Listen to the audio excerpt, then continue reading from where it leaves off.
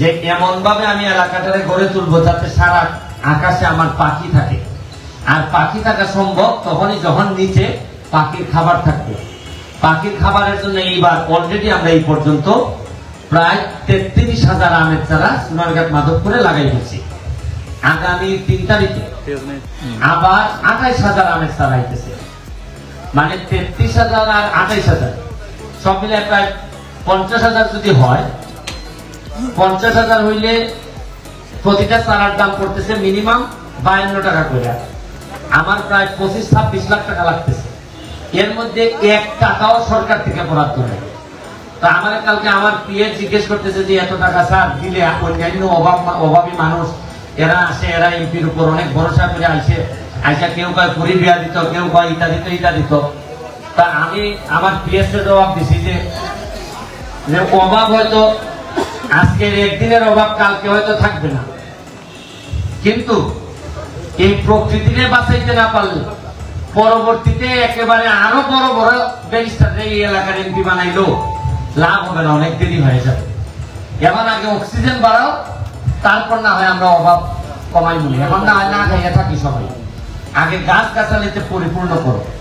আজকে যে এই মেলাটা আরো 5,000 আমের কিসের চারা আছে আমাদের বন বিভাগ থেকে দিবে।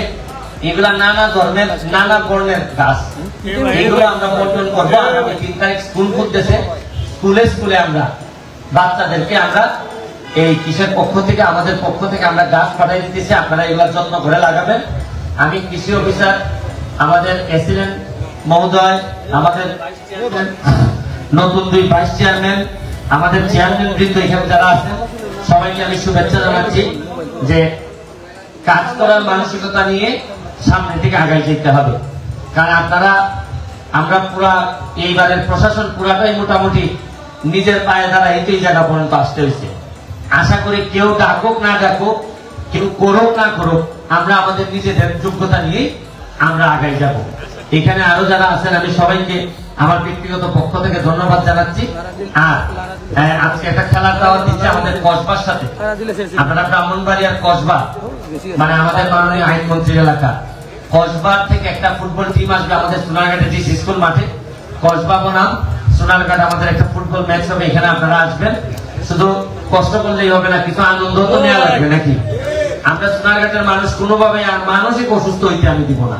আর বিশেষ করে আমি কথা দিছি যে চা বাগানের যারা আমার শ্রমিক ভাই বোন আছে, দেখবেন আপনি 2-3 বছরের মধ্যে, আমি তো কথা দিছি যে আমার চামড়া যেহেতু একটু ফর্সা, তোমাদের চামড়া আমি শুনো পাউডার দিয়ে ফর্সা বানাই, এরপর আমি এই জায়গা থেকে বিদায় নেব।